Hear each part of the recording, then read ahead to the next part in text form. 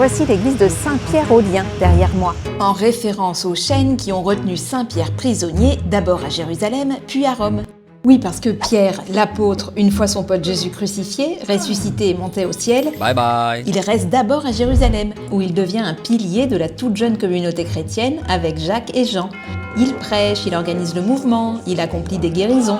À l'époque, la Judée est gouvernée par un préfet de l'Empire romain. Mais voilà qu'en janvier 41, arrive au pouvoir le roi Hérode Agrippa, qui va commencer à faire un peu la chasse aux chrétiens, pour asseoir sa légitimité aux yeux du peuple de Judée, en majorité juif. Donc, Hérode commence par faire décapiter Jacques, et puis il fait emprisonner Pierre, qui se trouve donc enchaîné dans sa geôle et qui attend son heure en somme.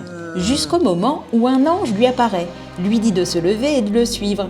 Et les liens se détachent miraculeusement. Pierre est libre. Il fuit Jérusalem, passe par quelques étapes avant d'arriver à Rome dans les années 50, là où les communautés chrétiennes se multiplient rapidement. Il reprend son activité de prêche, devient le garant de l'unité des chrétiens, jusqu'à ce qu'en 64, un terrible incendie ravage Rome.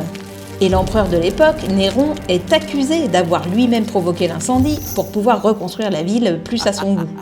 Donc, il lui faut trouver d'autres coupables à Néron. Et il jette son dévolu sur la communauté chrétienne.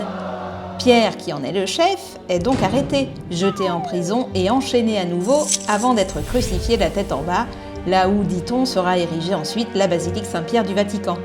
Mais les chaînes de Pierre ont été conservées, et avec le temps, elles ont été vénérées comme une relique. Et 4 siècles plus tard, en 439, Vlatipa, que l'épouse de l'empereur Valentinien III, l'impératrice Eudoxie, ramène de Jérusalem les premières chaînes de Pierre, celles de la première prison. Alors elle invite le pape de l'époque, Léon Ier, à comparer les deux.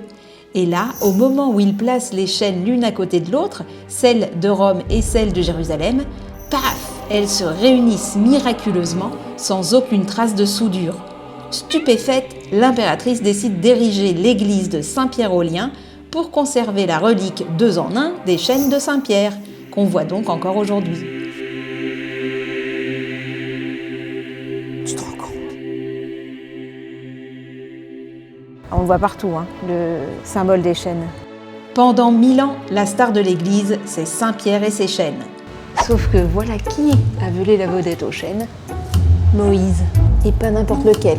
Le Moïse de Michel-Ange. Un monument de l'art, une œuvre majeure sur laquelle il a passé 40 ans de sa vie.